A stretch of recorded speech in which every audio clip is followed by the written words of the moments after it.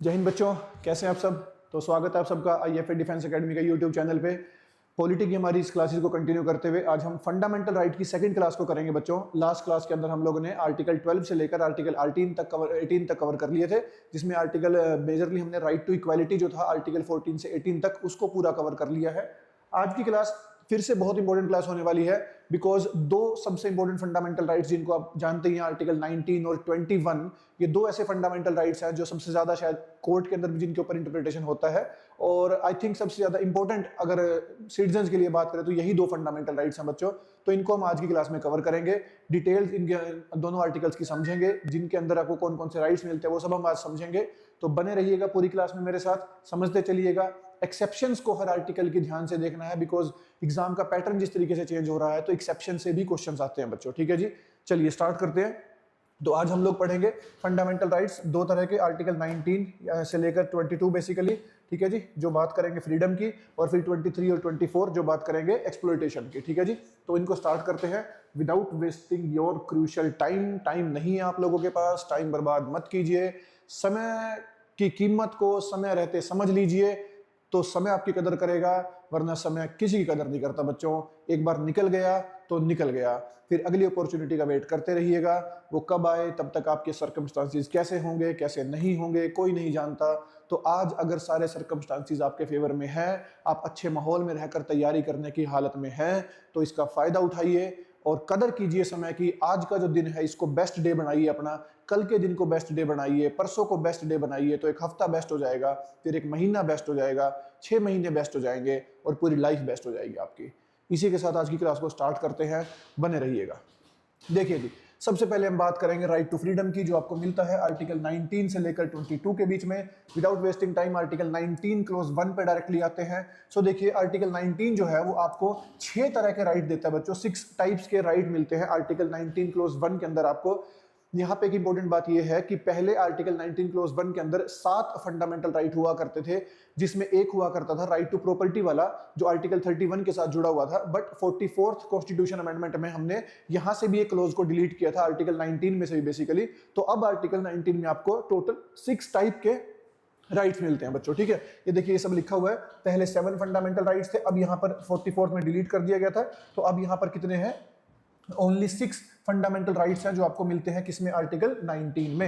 ये याद रखेंगे हम लोग। ठीक है, चलिए स्टार्ट करें। सबसे पहले है 19 क्लोज 1 सब क्लोज ए, जो आपको प्रोवाइड करता है freedom of speech and expression. कितनी ही ओपनली आप इस टर्म को पढ़ लीजिए, कितनी ही इसके ऊपर इंटरप्रिटेशन कर लीजिए, क्योंकि एक्सटेंट नहीं है इस टर्म का कोई, कि क्या है फ्रीडम स्पीच एंड एक्सप्रेशन की बेसिकली, है ना। तो देखिए, freedom of speech and expression को अगर हम बात करें कि बेसिक मतलब क्या है, तो आपके पास अपनी बात रखने की आजादी है, अपनी कोई आप नाराजगी एक्सप्रेस करने की आजादी है, जिसके लिए आप अलग अलग माध्यम का यूज कर सकते हैं, चाहे वो सोशल मीडिया है, प्रिंट मीडिया है, किसी भी तरीके से, है ना। कोई बैनर्स की हेल्प से, कोई सिंबल्स की हेल्प से, कोई फ्लैग की हेल्प से, किसी भी तरीके से आप अपनी बात को रख सकते हैं और एक्सप्रेस कर सकते हैं। कोई भी मीडियम यूज कर सकते हैं आप, ओरल, रिटन, किसी भी तरीके से बेसिकली। सो ये तो है बेसिक डेफिनेशन इसकी बेसिकली, कि right of freedom of speech and expression में क्या क्या काउंट होता है बच्चों। ठीक है, अब देखिए इसमें जरा पहले तो साथ साथ ना हमें एक्सेप्शंस जरूर पढ़नी है अब बच्चों, खासकर इस आर्टिकल की 19 की, बिकॉज कई बार आप जब पीवाईक्यू पढ़ेंगे इन एग्जाम्स के, सीडीएस एनडीए के, तो आपको देखने को मिलेगा कि एक्सेप्शन से भी क्वेश्चन आए हुए हैं बच्चों। तो स्पीच एंड एक्सप्रेशन के कुछ एक्सेप्शंस यहां मेंशन्ड है।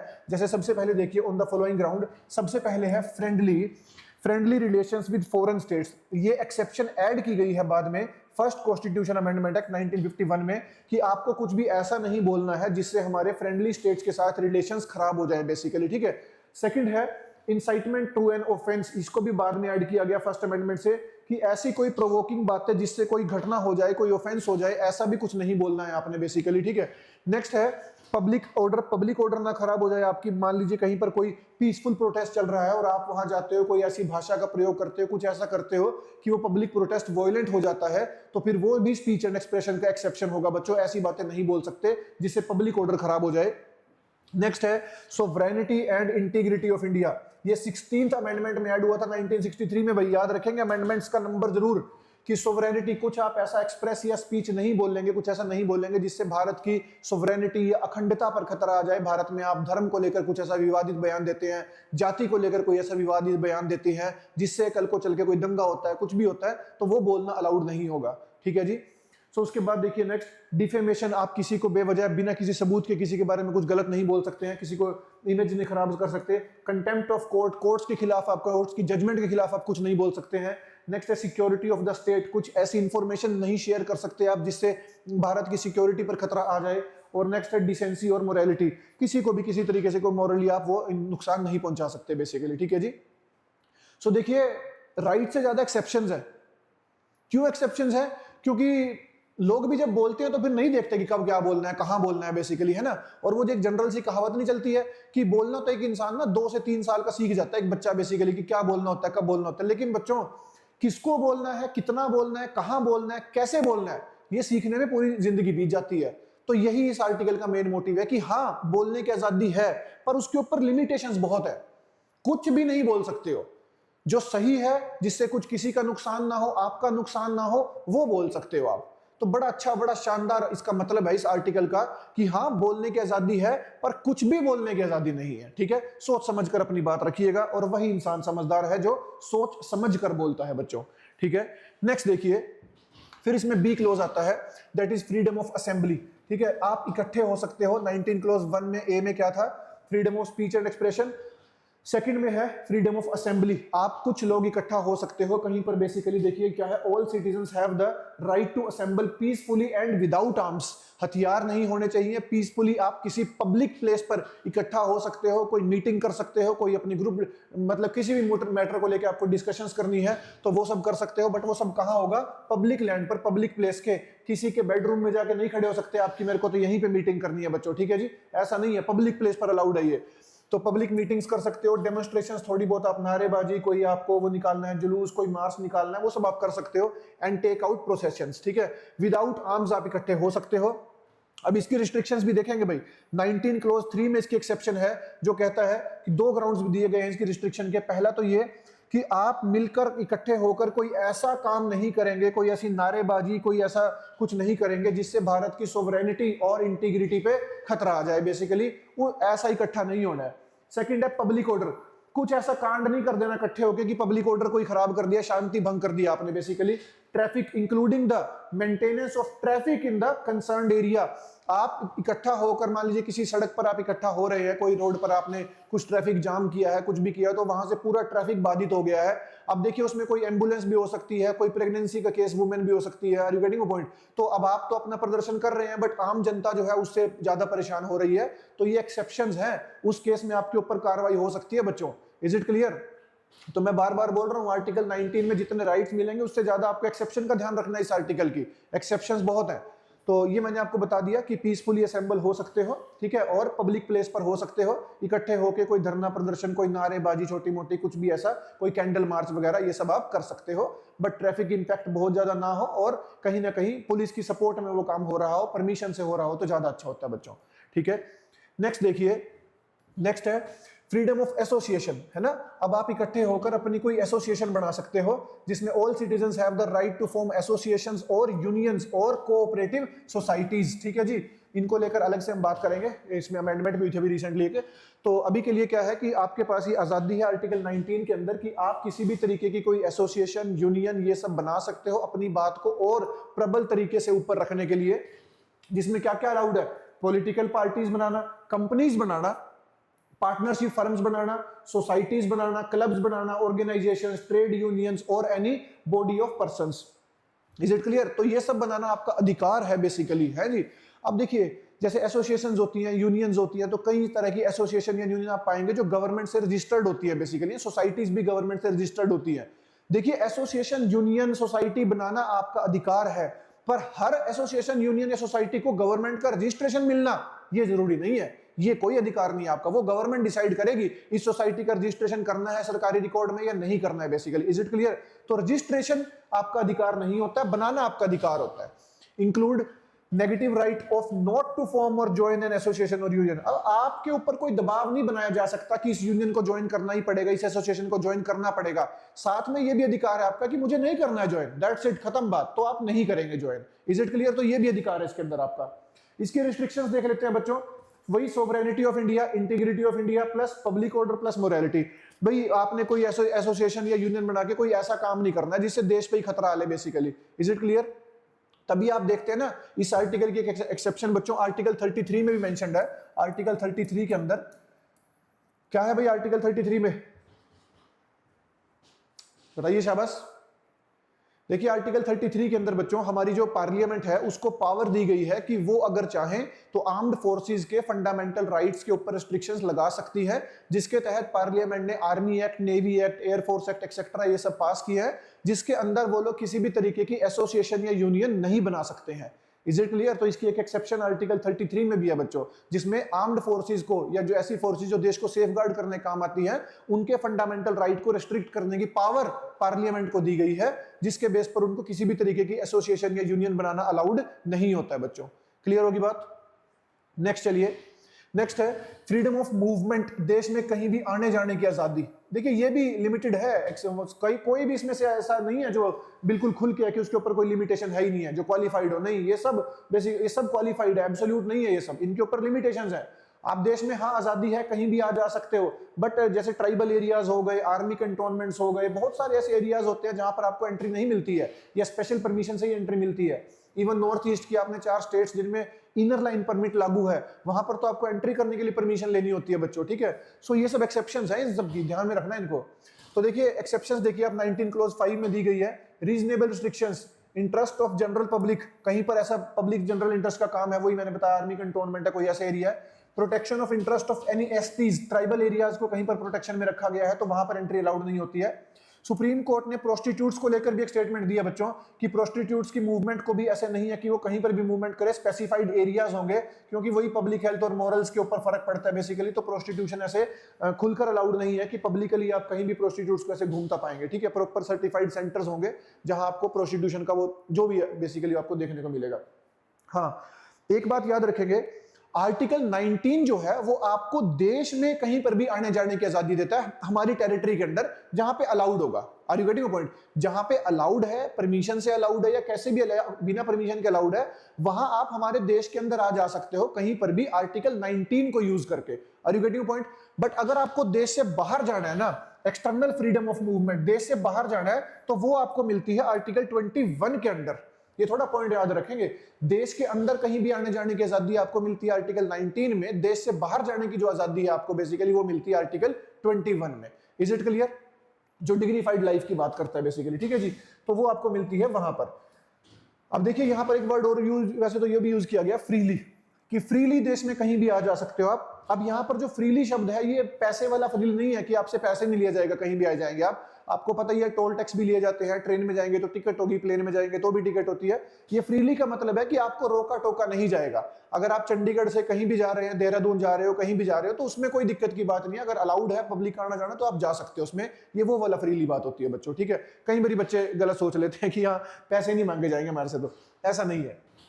नेक्स्ट देखिए, फ्रीडम ऑफ रेजिडेंस, रहने की आजादी, बेसिकली आप देश में कहीं भी रह सकते हो। देखिए फिर से वही बात आ जाती है कि पहले रेजिडेंस को लेकर बात सुन लो कि 2 वर्ड यूज होते हैं, एक तो होता है रिसाइड और एक होता है सेटल, कि आप कहीं पर भी रिसाइड कर सकते हो और सेटल कर सकते हो। देखिए रिसाइड होता है टेम्परेरी सेटलमेंट, जैसे बच्चे अलग अलग स्टेट से चंडीगढ़ आते हैं रहने के लिए, वो यहाँ 6 महीने, साल, 2 साल, कईयों का दिल लग जाता है, वो यहीं भी रह लेते हैं, तो वो यहाँ टेम्परेरी रिसाइड करते हैं बेसिकली, जो कुछ समय के लिए होता है। और जो यहीं बस जाती हैं चंडीगढ़ में ही, जिनका मन ही नहीं करता चंडीगढ़ से जाने का, ऐसी भी बहुत जनता है बच्चों, उनको कहा जाता है कि वो यहीं सेटल हो गए हैं। फिर कल को चल के वो चंडीगढ़ में ही, चलो बहुत पैसा कमाएंगे तो घर ले लेंगे, जो बहुत आसान नहीं है चंडीगढ़ में, बट फिर भी चलो, है ना, तो वो सेटल हो जाएंगे, फिर वो यहीं के अपने डॉक्यूमेंट्स बना लेंगे, सब कुछ, ठीक है जी। तो आप भारत की टेरिटरी के अंदर कहीं पर भी टेम्परेरीली और परमानेंटली रिसाइड कर सकते हो, जहां पर रहना अलाउड होगा। फिर से जैसे ट्राइबल एरियाज है, कंटोनमेंट एरियाज है, कोई सिक्योरिटी फोर्सेज के एरियाज है, वहां पर अलाउड नहीं होता है बच्चों, ठीक है। तो interest of general public protection, वही इस चीज के लिए बेसिकली जो है वहां पर अलाउड नहीं होता है। ट्राइबल्स को जो है स्पेशल दी गई है परमिशंस बेसिकली, कि वो अपने एरियाज, अपनी प्रॉपर्टीज को जो है वो स्पेशली अपने तरीके से वो कर सके, गवर्न कर सके, तो वहां पर भी आम जनता को रहना अलाउड नहीं होता है बच्चों, ठीक है जी। तो ये ध्यान रखेंगे रिस्ट्रिक्शंस के बारे में थोड़ा सा। नेक्स्ट है फ्रीडम ऑफ प्रोफेशन, कि कोई भी काम जिसमें आपका मन लगे वो काम कीजिए भाई, है ना, बहुत अच्छी बात है, जिसमें आपका मन लगे, 2 पैसे भी बन जाएं, ऐसा भी काम होना चाहिए बच्चों, ठीक है ना, क्योंकि कहीं ना कहीं तो पैसा भी लाइफ के लिए जरूरी है ही है, बेसिक ही हो भले, जरूरत तो है ही है बच्चों को, ठीक है। सो देखिए, all citizens are given the right to practice any profession All citizens are given the right to practice any profession or to carry on any occupation, trade and business. तो आपकी मर्जी है, आप गवर्नमेंट जॉब में जाना चाहें, private job में जाना चाहें, अपना कोई काम करना चाहें, तो हर तरह की आजादी है आपके पास बेसिकली इस आर्टिकल के अंदर 19 क्लोज 1 सब क्लोज जी के अंदर आपके पास ये आजादी है। बस काम जब आप करें तो लीगैलिटी चेक करें कि लीगली काम सही होना चाहिए, कुछ भी गैर कानूनी काम ना हो, गवर्नमेंट की टर्म्स में अलाउड काम हो, ऐसा ना हो कि वो काम अलाउड ही ना हो करना बेसिकली, ठीक है जी। तो ऐसा कोई काम आप नहीं करेंगे। देखिए एक्सेप्शंस क्या है, exercise of this right in the interest of the general public हो वो काम basically does not include right to carry on a profession और बिजनेस और ट्रेड और ऑक्यूपेशन दैट इज इमोरल और dangerous. State can absolutely prohibit this regulate through licensing. जैसे liquor का आप देखते हैं ना, शराब के ठेके खुलते हैं बेसिकली, तो उनके लिए प्रॉपर लाइसेंस चाहिए होता है ना, और वो प्रॉपर जगह पर ही खोला जाता है कि यहाँ पर अलाउड है। अब मान लीजिए कल को चल के वहां उसके आसपास कोई स्कूल है, कोई कॉलेज है, और गवर्नमेंट चाहती है कि वहां से ये ठेका हट जाए, तो गवर्नमेंट के पास ये पावर भी होती है कि वो उसको वहां से हटा भी सकती है, भले आपका अपना प्राइवेट काम है वो, बट गवर्नमेंट के पास ये पावर होती है क्योंकि लाइसेंस्ड काम है बेसिकली, है ना। तो जिन कामों में सरकार से लाइसेंस लिए जाते हैं उनके कभी भी सरकार कुछ भी रूल रेगुलेशंस चेंज कर सकती है बच्चों, ठीक है जी। तो ये आर्टिकल 19 के राइट्स है सारे के सारे जो हमने पढ़े, बड़े ही बहुत ही शानदार आर्टिकल 19 है। उसकी एक्सेप्शंस उससे भी ज्यादा आपको इंपॉर्टेंट ध्यान में रखनी है, बेसिकली हर क्लोज की आपको एक्सेप्शन ध्यान में रखनी है। तो article 19 one of the basic rights है, डेमोक्रेसी के लिए सबसे शानदार ये आर्टिकल है आपके कॉन्स्टिट्यूशन के अंदर। जब तक आर्टिकल 19 सुचारू रूप से चल रहा है तो भारत में डेमोक्रेसी को कोई खतरा नहीं है, डेमोक्रेसी संपूर्ण है भारत के अंदर, ठीक है जी। उसके बाद नेक्स्ट आता है आर्टिकल 20। आर्टिकल 20 बात करता है protection in respect of conviction for offences. Conviction for offences, जब आपने कोई क्राइम किया है बेसिकली उस टाइम पे प्रोटेक्शन प्रोवाइड की जाती है। Protection against arbitrary and excessive punishment to an accused person, citizen और फॉरनर और legal person like a company और कॉर्पोरेशन। सो आर्टिकल 20 बेसिकली कब काम आता है कि जब किसी पर्सन के ऊपर कोई एलिगेशंस लग गए हैं किसी क्रिमिनल एक्टिविटी के, तो तब ये काम आता है, या बेसिकली उसकी सुनवाई चल रही है कोर्ट के अंदर, तो तब आपके पास क्या क्या अधिकार होते हैं वो यहां पर देखने को मिलेंगे आपको, ठीक है। चलिए मैं इसको थोड़ा सा ना, यहां तो लिखा ही हुआ है, आप नोट्स में इसमें से पढ़ लीजिएगा, मैं आपको थोड़ा सा अलग से पढ़ा देता हूं इस आर्टिकल को। देखिए बच्चों, सबसे पहला जो अधिकार इसमें मिलता है ना आपको 20 क्लोज 1 के अंदर, वो होता है no ex post facto law. No ex post facto law. अब समझने वाली चीज क्या है यहां पर basically no ex post facto law में। देखिए बच्चों, हमारे देश के अंदर अगर हम लॉज की बात करते हैं, कानून की बात करते हैं, तो 3 तरह के लॉज हैं बच्चों। सबसे पहले मान लीजिए है सिविल लॉज, फिर है टैक्स लॉज और फिर है क्रिमिनल लॉज। 3 तरह के कानून है हमारे देश में, ठीक है। ऐसी एक्टिविटीज जिनको सिविल बेसिकली एक्टिविटी काउंट किया जाता है तो उनको लेकर जो लॉज बनते हैं उनको क्या बोल देंगे, सिविल लॉज। टैक्स वाले जो लॉज होते हैं उनको टैक्स लॉज, और ऐसी एक्टिविटीज जिनको क्राइम घोषित किया गया होगा उनको लेकर जो लॉज बनते हैं उनको क्या बोलते हैं, क्रिमिनल लॉज। सबसे पहली बात तो ये याद रखिएगा कि आर्टिकल 20 के अंदर आपको जो प्रोटेक्शन प्रोवाइड होती है वो सिर्फ और सिर्फ क्रिमिनल लॉज पे होती है। सिविल लॉज और टैक्स लॉज के ऊपर आर्टिकल 20 में प्रोटेक्शन प्रोवाइडेड नहीं है। क्लियर होगी बात। अब क्या है प्रोटेक्शन बेसिकली 20 क्लोज 1 में, वो समझेंगे ध्यान से। देखिए भाई, 2-3 चीजें हैं इसमें समझने वाली। सबसे पहली बात तो ये है कि वो जो एक्टिविटी, जो भी एक्टिविटी जिसके लिए आपके ऊपर कोई चार्ज लगा है, आपको गिरफ्तार किया गया है, सबसे पहले तो वो एक क्रिमिनल एक्टिविटी घोषित होनी चाहिए। अगर वो एक्टिविटी क्रिमिनल एक्टिविटी घोषित ही नहीं है तो फिर आपके ऊपर क्रिमिनल चार्ज नहीं लग सकते हैं। दूसरी बात, उस क्रिमिनल एक्टिविटी को जब आपने कंडक्ट किया है, ध्यान से सुनना बात को, जब वो क्रिमिनल एक्टिविटी, जो भी वो क्राइम था बेसिकली, जब उस क्राइम को किया गया है, उस क्राइम की उस दिन जो सजा मेंशन्ड है उस पर्सन को वही सजा मिलेगी। जैसे सपोज कीजिए किसी ने क्राइम 2025 में किया, केस चलता रहा, फैसला 2027 में आया, पर तब तक उस एक्टिविटी के लिए, उस क्रिमिनल एक्टिविटी के लिए जो सजा है वो 5 साल से बढ़ाकर 10 साल कर दी गई है। तो उस पर्सन को सजा, जिसने क्राइम 2025 में किया था, उसको वही सजा मिलेगी जो सजा 2025 में थी। अगर वो सजा बाद में बढ़ा दी गई है तो उसको बढ़ी हुई सजा नहीं मिलेगी बच्चों। इसको कहा जाता है।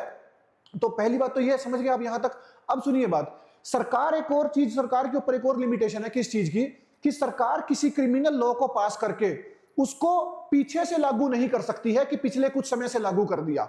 यानी सरकार उस लॉ को रेट्रोस्पेक्टिव इफेक्ट नहीं दे सकती है। सपोज सरकार ने 2025 के अगस्त महीने में कोई लॉ पास किया और सरकार कहे, क्रिमिनल लॉ है वो, और सरकार कहे कि ये जनवरी से लागू होगा, तो वो नहीं हो सकता है।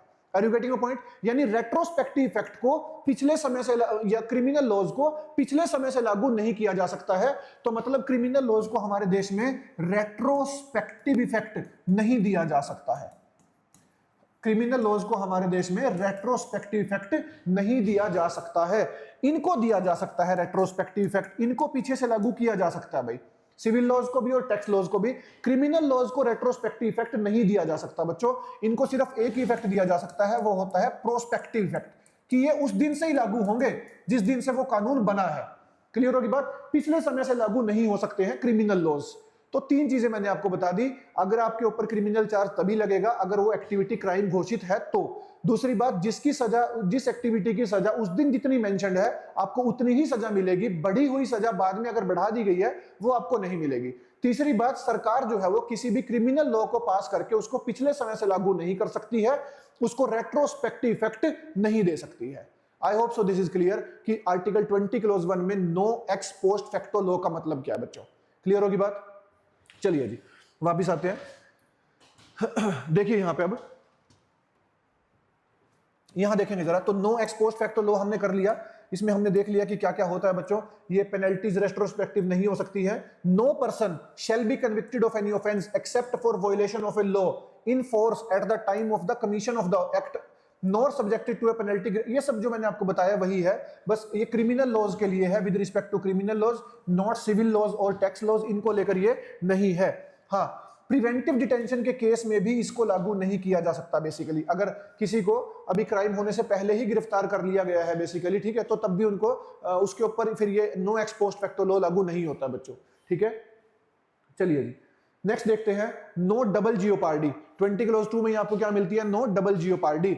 डबल जियोपार्डी बेसिकली जुडिशरी के ऊपर रिस्ट्रिक्शन लगाता है, जो ये कहता है कि अगर किसी पर्सन ने कोई सिंगल क्राइम किया है तो उसके लिए उसको एक ही बड़ी सजा लिखी जाएगी, जो सजा मेंशन्ड है वो एक ही बार दी जा सकती है। एक क्राइम के लिए एक पर्सन को डबल सजा नहीं दी जा सकती है। यानी जुडिशरी, मान लीजिए किसी ने मर्डर किया, उसकी सजा 7 साल है, तो उसको एक मर्डर किया तो उसको 7 ही साल सजा मिलेगी। ये नहीं कि एक मर्डर के लिए आप उसको डबल सजा दे दोगे। Is it clear? बट हाँ, मान लीजिए वो बंदा कोई गवर्नमेंट ऑफिशियल है ना, अब उसने मर्डर कर दिया, क्राइम कर दिया, कोई भी क्राइम कर दिया, तो उसको एक सजा तो ये मिलेगी जो जुडिशरी सुनाएगी। दूसरी सजा हो सकता है कि उसका जो डिपार्टमेंट है वो उसको नौकरी से निकाल दे, आर यू गेटिंग, टर्मिनेट कर दे। तो ये तो डबल सजा हो गई।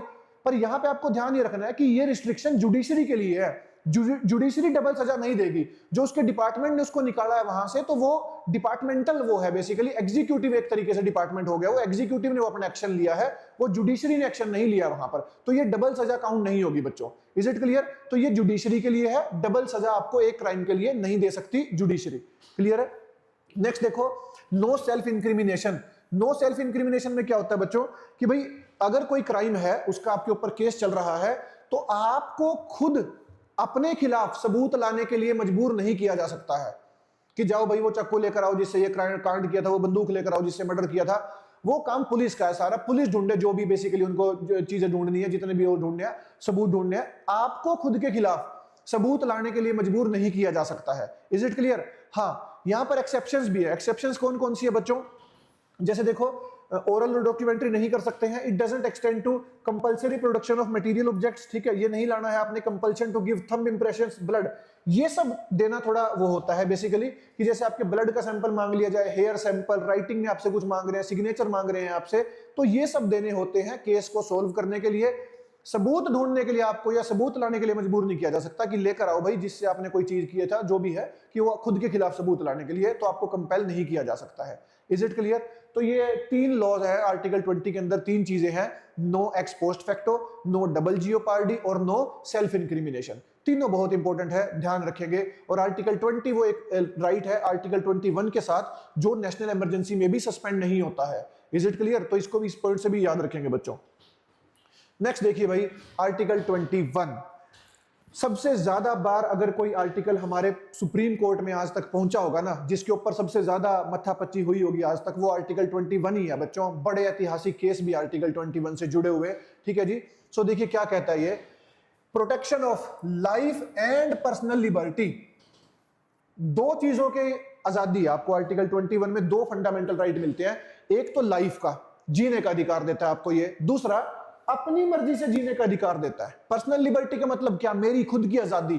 तो एक तो मुझे आर्टिकल 21 जीने का अधिकार देता है और दूसरा मुझे अपनी मर्जी से जीने का अधिकार देता है, मतलब मैं डिग्निफाइड लाइफ जी सकूं, अपनी मर्जी से सर उठाकर जी सकूं, मैं वो अधिकार देता है मुझे आर्टिकल 21। तो मतलब मुझसे मेरी जिंदगी ऐसे नहीं छीनी जा सकती कि कभी भी ऑर्डर आया कि हाँ भाई इसको मार दो तो उसने मार दिया, ऐसा नहीं हो सकता। जीने का अधिकार देता है आपको आर्टिकल 21, ठीक है, लाइफ, और अपनी मर्जी से जीने का अधिकार देता है बच्चों। पर क्या ये आर्टिकल एब्सोल्यूट है? नहीं, इसके ऊपर भी एक्सेप्शंस है। कैसे? No person shall be deprived of his life or personal liberty except, exception आ गई, except according to the procedure established by law। अगर लॉ ने कोई लॉ मतलब कानून बनाकर कोई प्रोसीजर एस्टेब्लिश किया गया है, कैसे कि अगर आप ये क्रिमिनल एक्टिविटी करते हो तो फांसी की सजा है, ऐसा लॉ बना हुआ है। अब आपने वही क्रिमिनल एक्टिविटी की है जिसके लिए सजा फांसी है, तब आपसे आपकी लाइफ को छीना जा सकता है। बट अगर आपने कोई ऐसी क्रिमिनल एक्टिविटी की है, कोई सिविल एक्टिविटी की है जिसके लिए फांसी की सजा नहीं है, तो फिर आपको फांसी की सजा नहीं दे सकते। जो सजा प्रिस्क्राइब्ड है वही सजा मिलेगी आपको। Is it clear? तो एक्सेप्शन भी साथ ही दी हुई है कि अगर लॉ ने कोई प्रोसीजर बना रखा है तो उसके अकॉर्डिंग अगर आपने वही क्राइम किया जिसकी सजा फांसी है, फिर तो जिंदगी छीननी पड़ेगी भैया आपकी, हमें, है कि नहीं बात?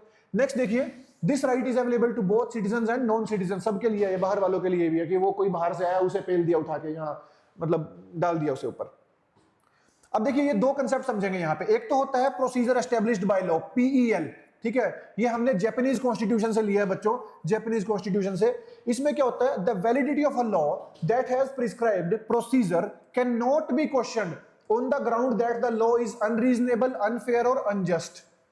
जैसे मान लीजिए ना, हमारे पार्लियामेंट ने कोई लॉ पास कर दिया, लॉ पास करके भाई किसी एक्टिविटी की सजा ही प्रिस्क्राइब कर दी है ना, कि भाई अगर आज के बाद मर्डर होता है तो उसकी सजा 5 साल है, 10 साल है, जो भी सजा प्रिस्क्राइब कर दी।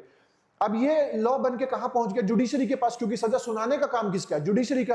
तो जुडिशरी क्या करेगी? जो लॉ पास होकर आया उसको एज इट इज लागू कर देगी। जुडिशरी ये चेक नहीं करेगी कि क्या ये लॉ अनफेयर है, क्या ये सजा ज्यादा है, जितनी एक्टिविटी है उसके अकॉर्डिंग सजा ज्यादा तो नहीं है।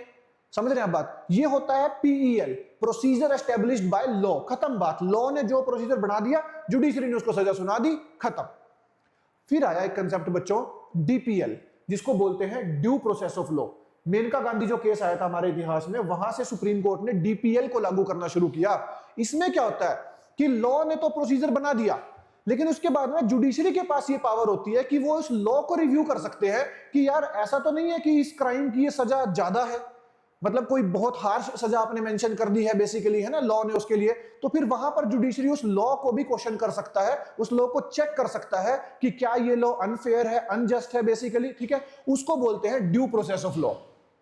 So there is a law to deprive the life and personal liberty of a person, but also ensures that the law is made fair and just basically, ठीक है।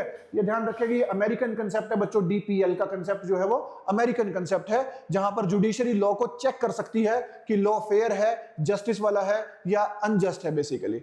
Is it clear? Maneka Gandhi case के बाद अब DPL चलता है भारत के अंदर ही बच्चों, उससे पहले तक पीईएल ही चलता था, procedure established by law.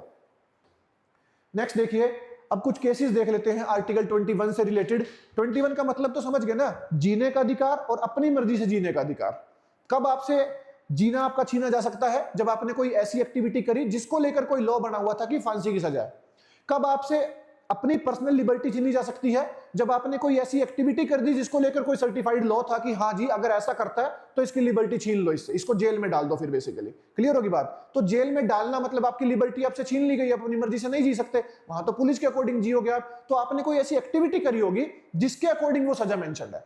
Clear होगी बात? तो ये है आर्टिकल 21। केसेस देख लो। सबसे पहला है गोपालन केस। एक गोपालन केस बड़ा फेमस केस है ये। इसके अंदर ना देखो, तो इसमें प्रोटेक्शन प्रोवाइड की गई थी against arbitrary executive action and not from arbitrary legislative action. तो ये यही था बेसिकली कि लॉ जो मर्जी बना दे पार्लियामेंट भाई, वो लॉ तो एज इट इज लागू करना पड़ेगा, यानी कि हम लेजिस्लेशन के ऊपर कोई एक्शन नहीं ले सकते हैं। क्लियर होगी बात भाई? हम सजा सुनाते टाइम हमारी मजबूरी है जुडिशरी की कि जो लॉ बन के आया है उसमें जो सजा मेंशन्ड है हमें तो वो सजा सुनानी पड़ेगी। एक गोपालन केस के अंदर बेसिकली दो, यानी ये पीईएल की बात कर रहे हैं, तब तक पीईएल चलता था। देखो फिर आया मेनका गांधी केस 1978 में, ये लेकर आया ड्यू प्रोसेस ऑफ लॉ। यहां पे आ गया क्या? ड्यू प्रोसेस ऑफ लॉ, जिसमें protection under article 21 should be available not only against arbitrary executive action but also against arbitrary legislative action. कि लॉ को भी चेक किया जा सकता है कि लॉ आर्बिट्रेरी तो नहीं है, क्या सच में जायज है कि नहीं है, या ऐसा तो नहीं कि कोई बेवजह का इतनी सजा मेंशन करके रख दियो बेसिकली, ठीक है। तो लॉ को चेक किया जा सकता है मेनका गांधी केस के बाद, ड्यू प्रोसेस ऑफ लॉ बोलते हैं इसको। नेक्स्ट आया के एस पुट्टा स्वामी केस 2017, ठीक है जी। सो देखिए, it held that privacy is a natural right, यहां पर राइट टू प्राइवेसी आया बच्चों, privacy is a natural right that inherents in all the natural persons. तो राइट टू प्राइवेसी जो है वो इस केस के बाद एक आर्टिकल 21 का पार्ट डिक्लेयर कर दिया गया था, ठीक है जी। तो होता नहीं है कि भाई मैं अपना फोन किसी को क्यों चेक करवाऊं, मैं मेरी ये है, मैं अपनी प्राइवेसी अपनी इंफॉर्मेशन क्यों शेयर करूं। खैर आजकल तो सोशल मीडिया पे सभी लग गया खुल के शेयर करने सब कुछ ही, पर राइट टू प्राइवेसी है आपके पास, आप चाहो तो अपनी इंफॉर्मेशन, अपनी फोटोज, सब कुछ, अपनी लाइफ प्राइवेट करके रख सकते हो बच्चों, ठीक है। नेक्स्ट देखिए, नेक्स्ट है हादिया केस 2017 का, जिसमें बच्चों आया था the right to marry a person of one's choice is integral to article 21 right to life and personal liberty. मुझे किससे शादी करनी है ये अपन की मर्जी चलेगी यहाँ पे।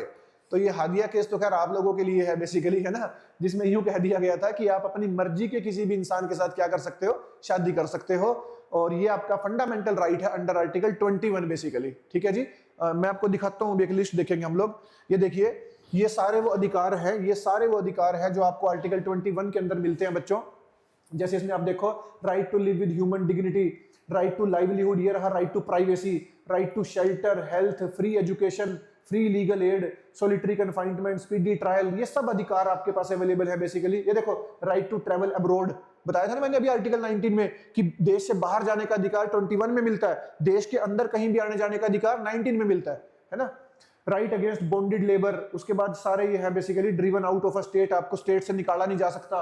यहाँ देखो, right to fair trial, prisoners to have necessities of life, ये कैदियों के लिए है कि उनके पास भी बेसिक जरूरतों का चीजें होनी चाहिए। Right of women to be treated with decency and dignity, right against public hanging, hilly areas में रोड, आरटीआई, ये देखिए आर्टिकल 21 का पार्ट है, right to information, right to reputation, defamation नहीं कर सकता आपकी कोई भी, है ना, ये सब अधिकार है बच्चों। राइट टू स्लीप भी है भाई, ये भी तुम्हारे बड़े काम का होगा, है ना, सोने का अधिकार, स्टूडेंट लाइफ में नींद तो बड़ी दुश्मन होती है। उसके बाद right to freedom from noise pollution, right to opportunity, right to decent burial. ओहो, ये आ गया 37 पे, देखो भाई, right to marry person of one's own choice. क्या बात है, क्या बात है भाई, ये चाहिए तुम्हें तो, है ना। देख कैसे हंस रहे, देख कैसे हंस रहे निकम्मो। हाँ, ये अधिकार है तुम्हारे पास कि आप अपनी मर्जी के पर्सन से शादी कर सकते हो, कर लेना, ठीक है, कर लेना। पहले कुछ बन जाओ तभी होगी अपनी मर्जी से भी, वरना वो किसी और से कर लेगी। कुछ नहीं बने ना तो वो किसी और, वो अपनी मर्जी चला लेगी। Right to marry one's choice, are you getting a point. तो पहले कुछ बन जाओ, कुछ हासिल कर लो, उसके बाद ये सारे अधिकार लागू है। कुछ ना बने ना तो ये अधिकार बाहर ही लागू रह जाते हैं, घर में भी लागू नहीं होंगे फिर। ये समझ गए बात को। हाँ, थोड़ा देख के भाई, चलो पढ़ते रहो, अभी तो फिर देखेंगे। फिर आर्टिकल 21A, ये तो बहुत इंपॉर्टेंट आर्टिकल है कॉन्स्टिट्यूशन का, जिसको क्या कहा जाता है, राइट टू एजुकेशन। क्लियर होगी बात, right to education. State shall provide free and compulsory education to all children of the age of 6 to 14 years. ये एज गैप याद रखेंगे भाई, फंडामेंटल राइट किस एज ग्रुप के लिए है, 6 to 14 ईयर्स के लिए है। In such manner as the state में बाय लॉ डिटरमाइन बेसिकली, ठीक है जी। उसके बाद क्या है, the provision makes only elementary education a fundamental right, not higher और professional education.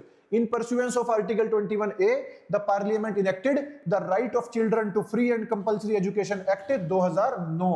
Is it clear? So जो एलिमेंट्री एजुकेशन, अब 6 से 14 साल का बच्चा तो एलिमेंट्री एजुकेशन ही लेगा ना, तो वो अलाउड है, उसके लिए फंडामेंटल राइट है। जो हायर एजुकेशन है या प्रोफेशनल एजुकेशन है, उसके लिए अभी फंडामेंटल राइट देश में फ्री एजुकेशन का नहीं है। 6 से 14 साल के बच्चों के लिए फ्री एजुकेशन है, कंपल्सरी एजुकेशन है। क्लियर होगी बात, एज ग्रुप याद रखेंगे।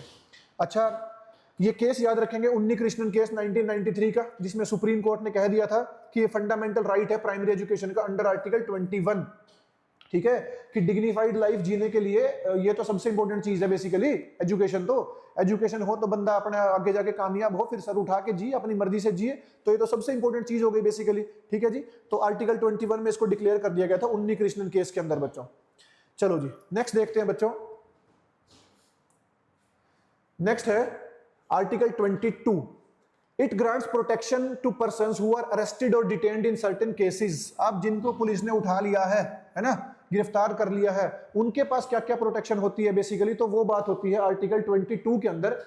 डिटेंशन दो तरह की होती है, एक होती है प्रिवेंटिव डिटेंशन और एक होती है प्यूनिटिव डिटेंशन।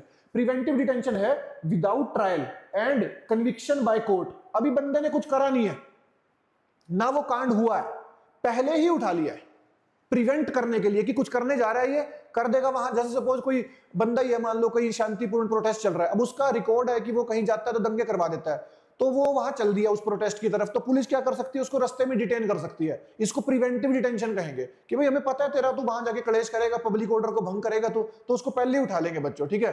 तो कोई कोर्ट का ट्रायल नहीं, कुछ नहीं होगा। प्रिवेंटिव डिटेंशन में ना एक बंदे को 3 महीने तक जेल में रखा जा सकता है बच्चों, 3 महीने तक, ठीक है जी। प्यूनिटिव डिटेंशन क्या होती है, punishment after trial and conviction. जब कोर्ट में पूरा पर केस चल गया, कोर्ट ने डिक्लेयर कर दिया, कन्विक्टेड उसको, उस डिटेंशन को बोलते हैं प्यूनिटिव डिटेंशन। जैसे किसी को 7 साल की सजा हुई तो वो 7 साल अब उसकी प्यूनिटिव डिटेंशन है, डिक्लेयर होने के बाद हुई है, ठीक है।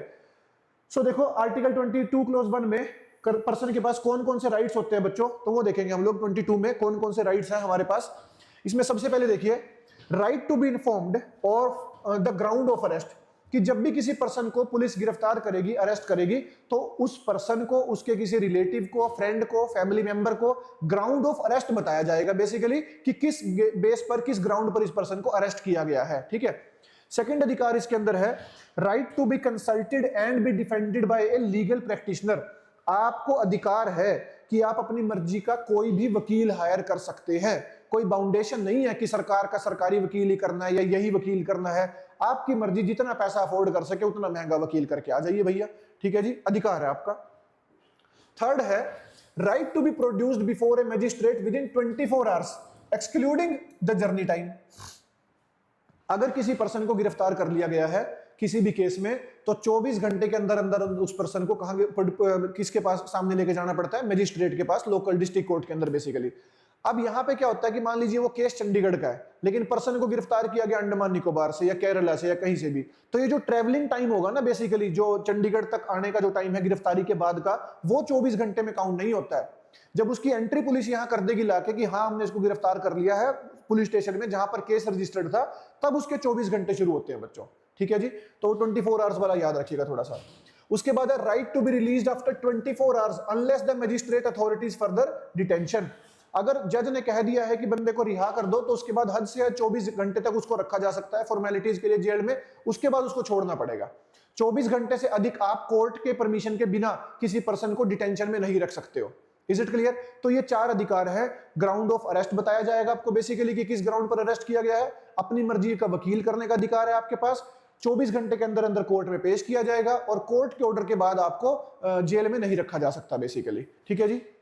उसके बाद देखिए These safeguards are not available to enemy aliens, जो enemy aliens है उनको, और a person arrested or detained under preventive detention law।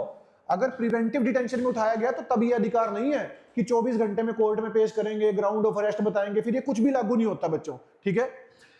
22 clause 2 क्या है, grants protection to persons who are arrested और डिटेन्ड अंडर प्रिवेंटिव डिटेंशन। अब उनको मिलती है प्रोटेक्शन 22 क्लॉज 2 में basically, available to both citizens as well as aliens.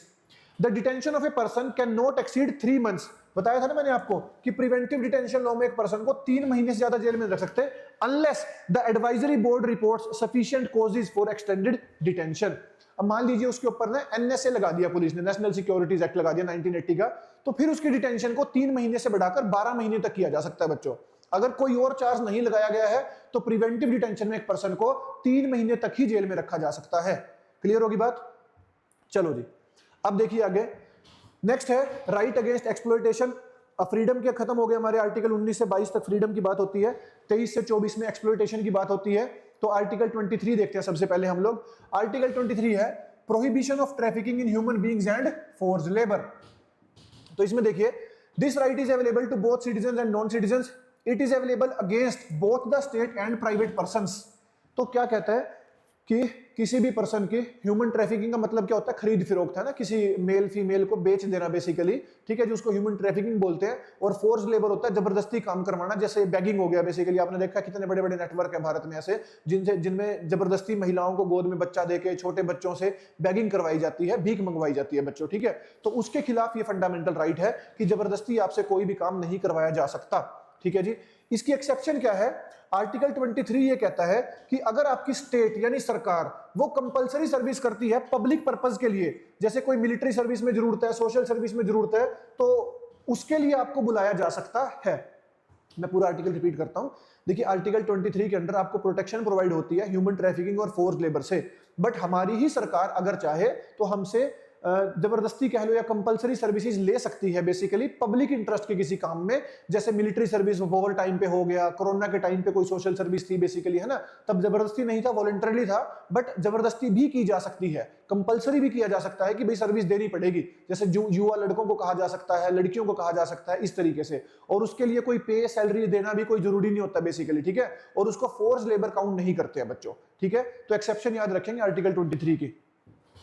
Trafficking का मतलब आपको मैंने बता ही दिया कि include selling and buying of main and women children like goods, ठीक है। Immoral traffic in women and children, वही सब मैंने आपको बताया, देवदासी बनाना, प्रोस्टिट्यूशन करवाना, स्लेवरी करवाना, तो उसके लिए एक एक्ट भी है इमोरल ट्रैफिक प्रिवेंशन एक्ट 1956, इस एक्ट का भी नाम याद रखिएगा थोड़ा सा, ठीक है। ये है आर्टिकल 23 जिसमें ह्यूमन ट्रैफिकिंग और फोर्स लेबर से प्रोटेक्शन प्रोवाइड होती है बच्चों, ठीक है।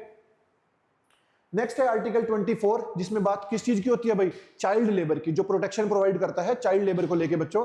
सो इसमें है prohibits the employment of children, ठीक है, below the age of 14 years, 14 साल से कम उम्र के बच्चों का, कहां पर? फैक्ट्री में, माइंस में, अदर हैजार्डस एक्टिविटीज में लाइक कंस्ट्रक्शन वर्क और रेलवेज बेसिकली, ठीक है। यहां पर आप उनकी किसी भी तरीके से उनको काम पे नहीं लगा सकते, उसको चाइल्ड लेबर काउंट किया जाएगा। It does not prohibit there employment in any harmless और इनोसेंट वर्क। अगर कोई ऐसी प्लेसेस है जहां पर उसकी जान को खतरा नहीं है, कोई मेडिकल प्रॉब्लम होने का खतरा नहीं है, तो वहां पर वो बच्चा काम कर सकता है बेसिकली, ठीक है। Commission for protection of child right act 2005 में आया था act basically enacted for the, मैं इसको लेकर ना आपको मैं बताता हूं कि एग्जैक्ट सिचुएशन क्या है चाइल्ड लेबर की। देखिए जो चाइल्ड लेबर अमेंडमेंट एक्ट आया था ना, चाइल्ड लेबर अमेंडमेंट एक्ट 2016, ठीक है, उसके अंदर क्या लेटेस्ट प्रोविजंस थे बच्चों? उसमें यह था कि तीन एज ग्रुप्स के अंदर डिवाइड किया गया है बेसिकली चाइल्ड लेबर की कैटेगरीज को। सबसे पहले है 0 से 14 साल तक के बच्चे। 0 से 14 साल तक के बच्चे बच्चों कहीं पर भी काम नहीं कर सकते हैं, कहीं पर भी नहीं, अलाउड नॉट टू वर्क। अब इसमें सुनिएगा ध्यान से, allowed not to work anywhere, लेकिन इसकी एक्सेप्शन है, 3 जगह काम कर सकते हैं वो। पहला है फील्ड्स में, खेतों के अंदर बेसिकली, वहां पर काम करना उनको अलाउड होता है 14 साल से कम उम्र।